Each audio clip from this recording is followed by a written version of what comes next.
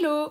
Dans cette petite vidéo, on revient sur 5 astuces très simples à appliquer pour écrire une bonne situation d'appel, également appelée situation d'étonnement, précise et qui répondent aux exigences de votre IFSS dans le cadre de votre note de recherche ou de votre TFE. C'est parti! Alors mes deux premières astuces concernent le fond. La première astuce, c'est le fait d'être précis et de donner suffisamment d'informations. Parfois, quand je relis des situations d'appel, les informations n'apparaissent pas dans le bon ordre et il me manque des éléments de contexte pour bien tout comprendre. Souvent, ces éléments de contexte apparaissent après, dans la suite de la situation d'appel.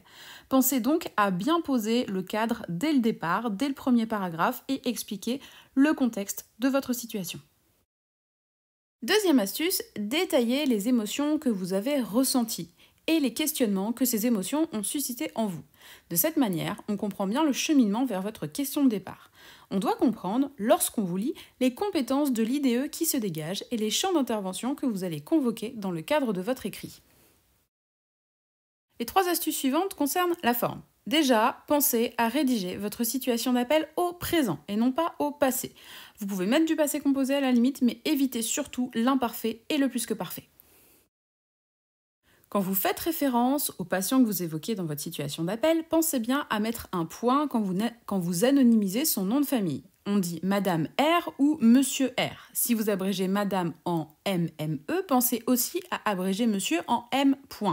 Et non pas MR parce que MR c'est en anglais.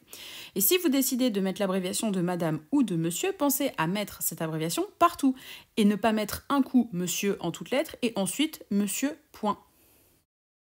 Souvent, dans la situation d'appel, vous rapportez des paroles, des échanges que vous avez eus avec d'autres personnes, comme le patient pris en charge ou encore l'IDE référente. Variez les verbes de parole. Ne mettez pas systématiquement « je lui ai dit » ou « je lui ai demandé ». J'ai fait une vidéo short dans laquelle je vous propose des listes de synonymes et je vous ai mis le lien en description. J'espère que cette vidéo vous aura apporté des astuces utiles pour alimenter la situation d'appel de votre note de recherche ou de votre TFE. Je vous souhaite bon courage pour sa rédaction. Prenez soin de vous.